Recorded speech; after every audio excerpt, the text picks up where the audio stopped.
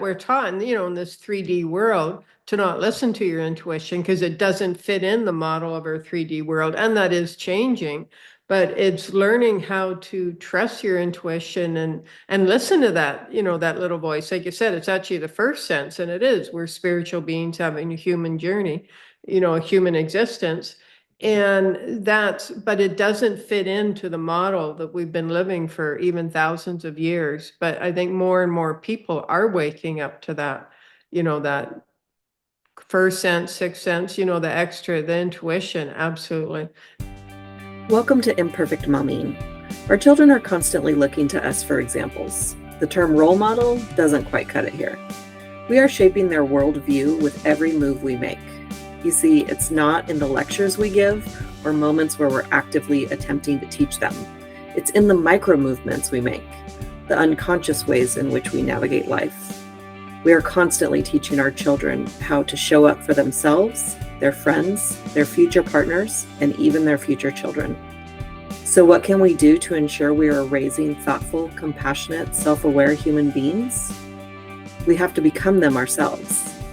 No one is perfect, but we can all still be better, and it starts with self-healing. Let's get to it. Welcome back to Imperfect Momming. I am your host, Alicia Lyons, and we have a very special guest today, Joy Baker. Welcome to Imperfect Momming. Thank you for having me on your show, Alicia. It's great to be here. Absolutely. So beyond all the tech difficulties and all and all that kind of fun stuff, tell us a little bit It's about happening. right? Yeah. Somebody's in red for a grade, I'm sure. So tell us a little bit about who you are and what you do. Sure, sure. So I've been on the path 30 years, and right off, because I, know this is Imperfect Mommy, I don't have kids. So, and I have so much admiration for moms. I mean, that's the toughest job there is. It's not something I could do. So yeah, I've been on the path about 30 years, and I first learned about the power of the mind and our beliefs, and I didn't know that. I mean, that our beliefs are formed from when we grow up and all of that. I didn't know any of that. So it was like stepping into a new world, new exciting world. And then I learned about energy work through the book Celestian Prophecy. And I still remember reading the chapter on when two people were talking and their energy fields were interacting. And I was fascinated, and I've been fascinated with energy ever since. And so I used to work with horses. I spent the first part of my life with horses. And about the time I found, the inner work, the personal growth, I also left the horses and 8-year relationship at the same time. I basically walked away from my whole life 30 when I was 33. So what, 29 years ago, I guess. And started on the path. And about 10 years ago, I started doing this full time, but I always knew I wanted to do it. I always had this vision.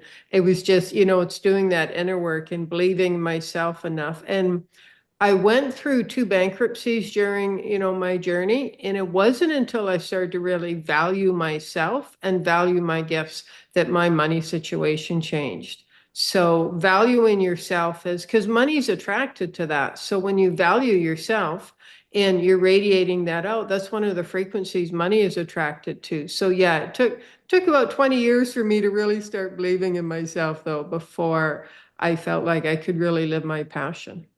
Well, it's those belief works that you were talking about, the stuff that starts when we're little. I was just on a call with my client who we were talking, she was angry at her husband and her son and her dad because none of them were listening to her. And we kind of boiled it down to number one, she wasn't listening to herself. And number two, her parents came from cultures who believed that women don't have any value, Mm. period. And which is just blows my mind, that that's a belief out there, but that, that when we have this core belief of women aren't valuable, then, and I'm a woman, now I'm not valuable by that Absolutely. definition. And so because I'm not valuable, why is anybody going to value my time? And so it's kind of this slippery slope. But Hmm. I want to say that I started the book, Celestine Prophecy, and I know that I read that chapter. Oh And I yeah. know that was the last one that I read. Um, And then I was moving, we were in a book club, and book club moved on without me, and Oh, so yeah. caught up. Yeah. Yeah. I just want to comment on your call you just had there. And yeah, that's so powerful. We'll often say, why do people treat me this way? Why don't they listen to me and such? And it's from your conditioning and the beliefs, any trauma or beliefs. But if you have a belief in there that people just aren't going to listen to you, or you're not worthy or valuable enough to, or important enough to listen to, or you don't matter enough to listen to, whatever it is, any beliefs like that. Well, that is within you. 95% of who we are, unconscious conditioning, it's still within us. And that's radiating out. And so as that radiates out, and you've got a belief, well, nobody listens to me, or I don't matter enough to be listened to, or whatever the belief is, that's what you're going to attract back. Whatever you're radiating out, other people, places, events, experiences will align with that. And that will be your life, your experiences. So that sounds like a very powerful call you just had there. Yeah, and it would kind of came out of nowhere. I was thinking, the last call we had, she didn't really have too much going on. And so I was teaching her about, catching her thoughts. And then that led to this call. It was really fascinating. I love how things work. And I had told, there was a situation where her husband wanted her to pick up the car and then take the car to get washed and even the asking her to buy something else, which she assumed she'd have to go look for the parts and all that for the car, was there was an immediate trigger of like my time is not valuable. And it all Mm. kind of goes back to this belief of women don't have value. But like you said, that the money frequency it goes to this higher vibration. It's the same thing with these beliefs that we don't know are operating. That it gets frustrating when you don't know that it's this belief Mhm. that's creating the problem. We think It, that there's something wrong with us, which it's yeah. not us, it's our thinking, our beliefs. Exactly. And what we were taught, I've had a couple clients call me a private investigator, because that's what I do, is go deep into that, that unconscious conditioning. Yeah. Because yeah, so this is like ancestral or generational healing and trauma. Things are passed down, the beliefs are passed down. So the thoughts, the beliefs, the emotions, the patterns, it's all passed down. And what I call this a great awakening, what, globally we're all in now, we're all waking up to, what, maybe this isn't the truth, and maybe I should start to question it. Maybe it's not all me, but this was passed down. And the more you can realize that, you're not wrong. You're not, people, because I found that the same person will treat me and somebody else completely different. And they're like, well, they treat me this way. And I'm like, oh, I don't have that issue. They treat me fine, or vice versa. And yeah, it's all what we're believing and feeling. And of course, any trauma and such is stuck in the nervous system. So what is it that you do? I think you said you got into the energy work. So what is your modality? Yeah, I don't really have a specific modality. I did so much inner work on myself that this just evolved once I committed to do my business full time, and I'd kind of done a version of this. So what I do is I work either just over the phone or even with a picture. Person can just send me a picture and I'll look at the energy within them and their energy field. And that tells me everything I need to know when I'm looking at the picture, and we'll go right into whatever issue or whatever they want cleared or activated. So what we do is, it's like I said, is not a specific modality. My guides will take me, I'll look for either a core belief or emotion that's stuck, or a pattern that's stuck. And I just trust what my guides are saying. Like, I just trust whatever comes through. And it's amazing how we'll go into that. And I'm sure you've done this with clients as well, Alicia. Once you start to unravel something, the whole thing starts to unravel. And then we just follow the stream of consciousness, and it's just amazing what comes up. And sometimes it'll be past lives. I've had people, from that have passed, that have come in with a message from my client, different things like that. I just follow the stream of consciousness. And the number one thing that allows me to do that is I trust, and this is through all the years of work I've done, trust myself. And I also trust what my guides are saying. Like I often get asked, how can I hear the messages or how can I hear my guidance? And it starts with trust. You've got to, trust yourself and trust the messages that are coming in. So, for anybody who's wondering, how can I trust or start to hear my guidance? Start with trusting yourself. And because there's signs, it might not be words, but there's always something where, that's coming in and we can trust that because it's beyond the five senses. Mhm. And sometimes it's like, nope, I'm only going to trust the five senses. Well, then you're not going to trust your guidance. So kind of a long version of what I do. Yeah, no, I love it. And I was just reading a book today that well, this in the last week that I never would have picked it up based on the title of the book. Um, because the title just didn't resonate with me. But I love Hay House and they have and all of the Hay House authors. And so I'm on their Mhm. email list and I signed up for something that had this author. And so I picked up the book. The book is called Read Life Accurately. And Oh I yeah. think that are you familiar with that book or have you heard No, of but it? I actually like the title of it. Yeah, it just it wouldn't have I don't think that it would have done anything or it didn't do anything for me. Not that I know I saw it because of this webinar link, but I digress. So I started reading the book, and one of the things that she said in the beginning is, we call it a sixth sense, but it's actually the first one. Hmm. It's it the sixth sense implies that it's an extra, but it's like it's actually the primary. Like we have these feelings.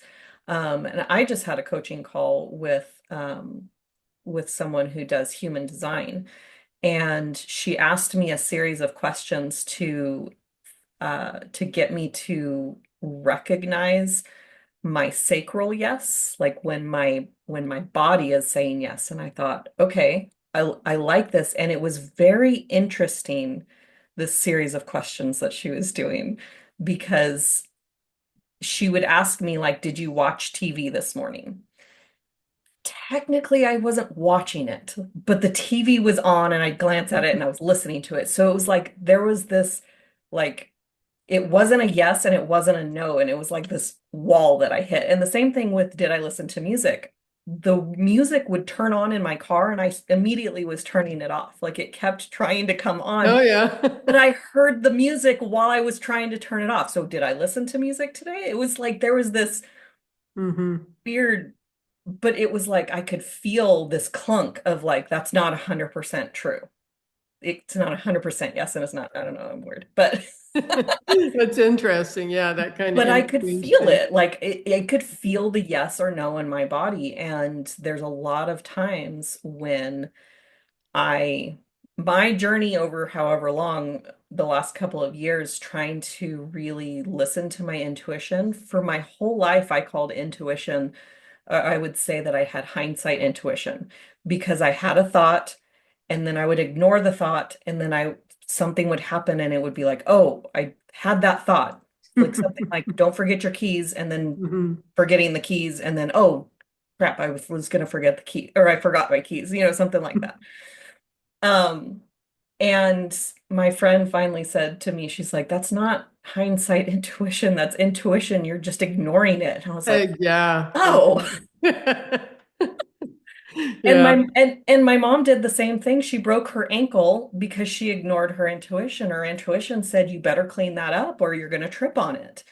And she didn't clean it up and she tripped on it and she broke her ankle. And it's like, I'm like, oh, that's where I got it from.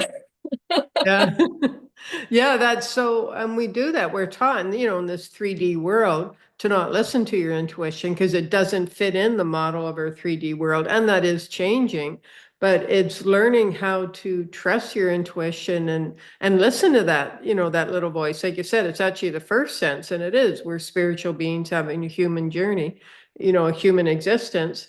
But it doesn't fit into the model that we've been living for even thousands of years. But I think more and more people are waking up to that, that. first sense, sixth sense, the extra, the intuition, absolutely. And it's so powerful. It's just like, my dog, he's lying next to me and I kept getting, he's really picky eater, finally found a food he liked. But he started coughing and I'm like, he's got some other issues as well. At first I thought it was that, but then I started listening to my intuition and I took him off this one food. Sure enough, the coughing's, gone right down. So yeah. Yeah, it's Just very listening. fascinating. And I know that you're not a mom. Um, but the question that popped into my head was, what advice could you give to moms to not to encourage their kids to listen to their intuition and to their body and to that sixth sense? What comes in is show them the power of it. Mm, So either like use examples of yourself, or if your child has ever uh, said something and then not done it or not paid attention to it, and the very thing happened they didn't want, then you can use that as an example. If you had listened to your intuition, that was your intuition talking. So an example of it, or the power of it, or telling a story. mm, Just, say to your child, when, I didn't listen, this happened. And, even if it means being vulnerable with your child, be vulnerable and let them know that intuition, it's like a gradual thing, but don't push it on them. I mean, anybody doesn't like that. If you start pushing it on them or saying, they won't listen, because they're a child, especially the kids coming in these days, they have that within them already. That's really strong within yeah. kids. And so when you can encourage it, or when the child comes to you and says, they give you some kind of an example, or I heard this, mom, and then I didn't pay attention, or I did pay attention and this happened, really validate it and value them for that and value the experience. And that will encourage their intuition as well. So, There's birds flying outside my window and they just like oh, draws wow. my attention to. I'm like, whoa, what's that going Yeah, on when over you all of a there? sudden see something go through, yeah, Yeah. it does. And I think that what I'll piggyback off of what you just said is that in order for you to help them with it, you have to model it yourself. Mm-hmm. So Absolutely. and that's the purpose of the podcast, is like coming back to you and self and healing yourself and focusing on, what are the things that block you from listening to your intuition, like I was talking about. And my son, this generation, my son's 13, and I think that this generation really is kind of born into, Mm-hmm. I think we all had it, but now we've always had it, but we're recognizing more and valuing it. And we were standing in a line at McDonald's one time on a road trip. And actually, this road trip memory just popped up in my Facebook memories today. Oh, yeah. And we were standing in line at McDonald's, and this guy came and stood next to me and him and started talking to us. And it was like, I talk to random people all the time.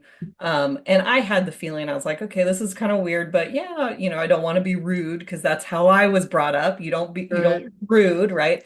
And my son like kind of tugged on my shirt and he's like, I don't want to be near this person. And I was like, okay, let's go. And Oh, wow. and That's, I and we excused ourselves and we walked away, and it was probably maybe 50 feet outside of the door where he was like, okay, I feel better now. But he had a physical reaction in his body to this man talking to us. And I was like, I want you to always listen to that. Whatever just happened in your body, always listen to that, because that's so, your body trying to communicate things. so that's a great example of, yeah, your body's talking to you through your intuition and the body's having a reaction. And that's a great example right there. I mean, what a great experience to model to your kids. Awesome. I love that. Yeah, there was another this time where it was kind of an ignoring of the intuition. I guess it wasn't an or it's not kind of, it was, I ignored it. I had the thought of I just had this random thought of like a school shooting. And then I had my next thought was maybe we should keep him home because we were coming back from vacation. And the next day, and he was having a rash from swimming too much. So he was chafing a lot and it was hurting to walk and run. And you can't just Mhm. write kids notes to get out of PE anymore, that it has to be a doctor's note. And I thought maybe I'll keep him home.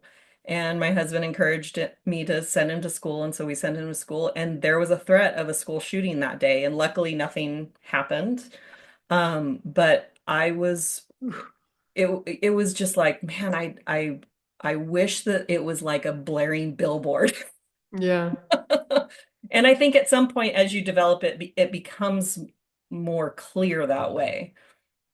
Yeah, I think it does. And you learn to trust yourself more. And the more time you trust your intuition, like you did at McDonald's, or, you had the little voice about possible school shooting, and then the threat of it came up, the more you pay attention and trust that, the more you start to believe in it. But it's when us and our ancestors, we grew up in this very much five senses 3D environment, and the intuition, mental health, all of that is really only just being talked about now, the past 5, 10, 20 years maybe. And so when people get, the intuitive hits and nudges and such, it's so easy. I mean, we've been programmed for thousands of years to not listen to them. So I also want to say to anybody who's, like, I should have listened to that, or I should have done that, or is a little bit harsh on themselves or not listening to their intuition. This is a journey. We're all learning, and the more you become aware of this, like, if you're harsh on yourself, your self-talk, that's never going to support your intuition, or choosing to listen to it next time. So I just want people to really have compassion for themselves as well. Yeah. And I think that's a beautiful piece of advice. And is there a piece of advice that you wanted to share with moms listening? Stop comparing yourself to others. There's so much out there. You should do this. I mean, even though I don't have kids, I was a kid, See and it? I'm still part of the world. And there's so much out there. Like, there's so much marketing to people anyways, and then to moms, because there's a lot of, moms carry a lot of guilt. Women carry guilt anyways, and moms, it's just, doubled, tripled. And then when you start comparing yourself to others, so first, stop comparing yourself to others, and it will be a conscious choice. And all the different keeping up with, you have to have the best, whether it's the clothes for the child or stroller or whatever it is, just let that go. And there, I can even feel the release, just letting that go. And have compassion for yourself when you're wondering if you're doing the best you can. Am I doing it right? Start with compassion for yourself. Start with compassion for yourself. Give yourself permission to feel good. You are doing the best you can. You're doing the best with what you know. You're doing the best with what your availability is. And when you if your intention is to do the best you can, your intention is to give your child the best life possible, that's what counts. Because your actions, your words, they might not always be congruent. You might not always choose the best action or words. We're all human. We're all on this human journey. But if your intention is to give yourself and your child and your family and others the best life and opportunities you can, that's what will come across. Energetically, it comes across. So, and I'm sure anybody who's listening to this, you've got a great intention for yourself and your child and your family. So, have compassion for yourself, and stop comparing yourself to everybody else, because you know what? This is your life and it's your journey. Yeah, I think that that's just beautiful advice because we are hard on ourselves and our intention is powerful. And, we're also human. We're going to make mistakes. And when we make those mistakes, we can, uh, I'll just speak from my own experience. I've said a couple times on the podcast, if my dad sat me down and said, "This is why I did what I did," it would have cleared up probably 97% of my limiting beliefs that I grew up with.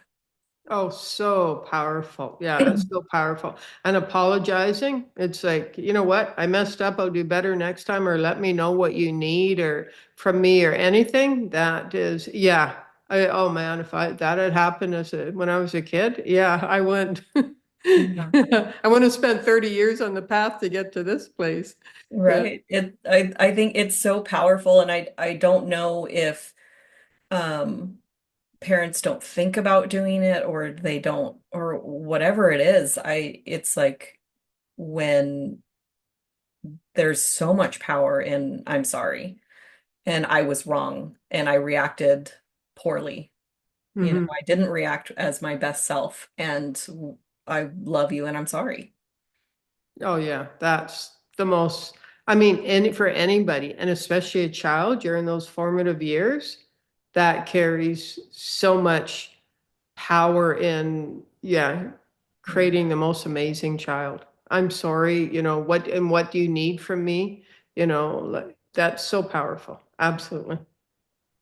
Is there a book that's been instrumental in your personal development journey?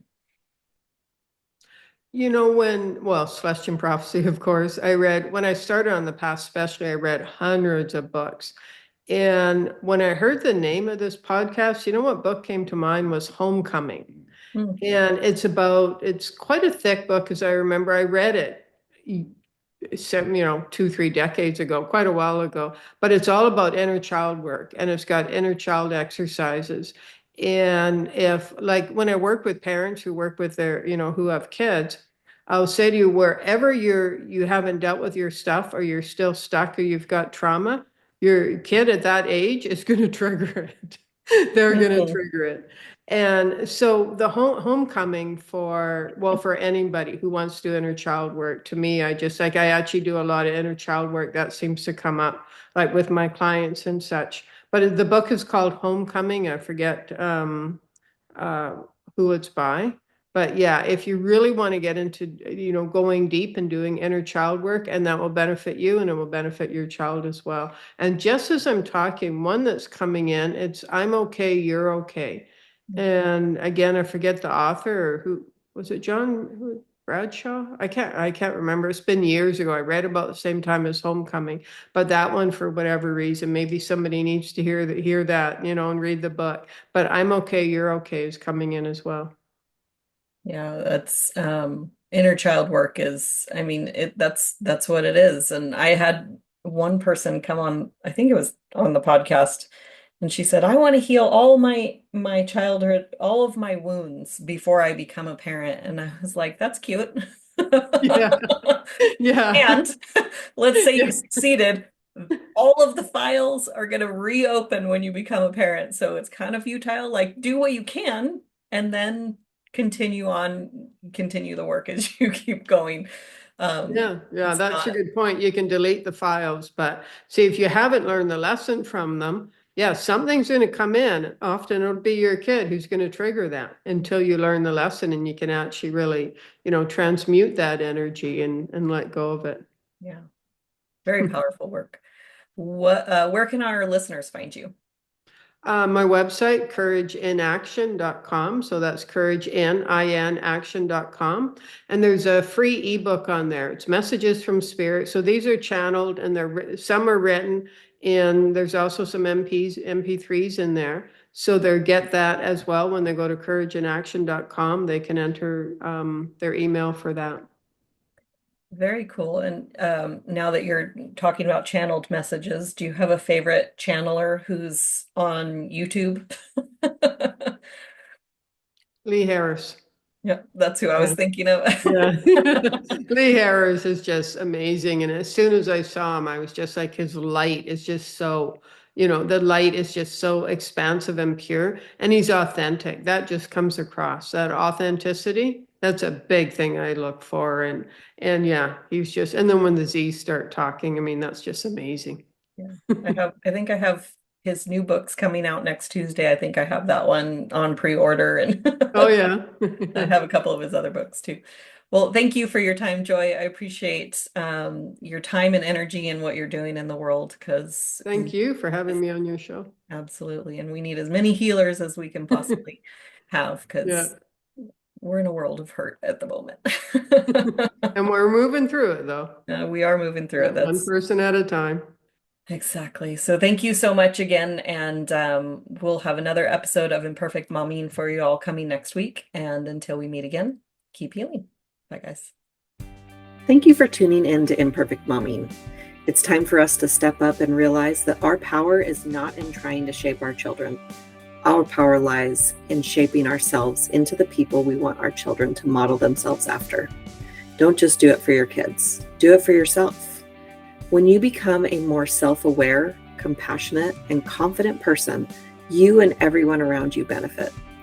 For more information about me and my work, visit AliciaLyons.com. That's ALYSIALYONS.com. And until we meet again, keep healing.